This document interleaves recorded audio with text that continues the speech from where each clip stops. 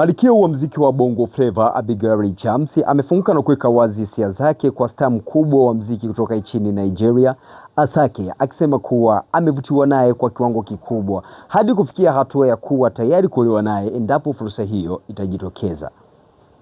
Akizungumza kwa uwazi, Abigail Chams amesema kuvutiwa kwake na Asake kunatokana na mambo mengi, ikiwemo muonekano wake, haiba yake na namna anavyojitokeza kisanii kwenye muziki wa Afrobeat.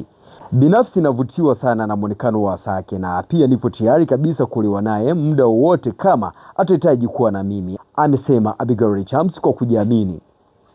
Kauli hiyo ameitoa akiwa Lagos nchini Nigeria, ambapo yupo kwa ajili ya media tour ya kutangaza wimbo wake mpya unaoenda kwa jina ya Yolos. Uwepo wake katika safari ya muziki, hasa ukizingatia kuwa Nigeria ni moja kati ya masoko makubwa ya muziki barani Afrika.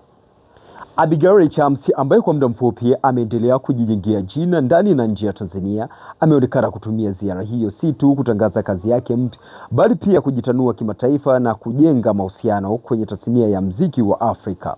Kauli yake kuhusu Asake imezua gumzo kubwa mtandaoni, huku mashabiki wengi wakionyesha hisia tofauti, wengine wakimuunga mkono kwa ujasiri wake na wengine wakisubiri kuona kama kauli hiyo itaweza kuzaa matunda siku za hivi usoni.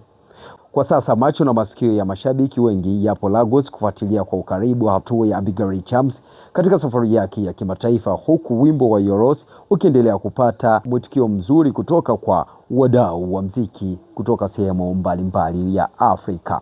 Je, maoni yako ni yapi kuhusiana na kauli hii ya Abigail Chams kuonesha kumtamani au kuwa kwenye mahusiano na Asake, msanii ambaye anafanya vizuri Afrika pia na nje ya Afrika? Maoni yako ni yapi? Tumekuachia uwanja wa comment. Officialmemories_255 ndio jina langu na hii hapa ni Marshal TV.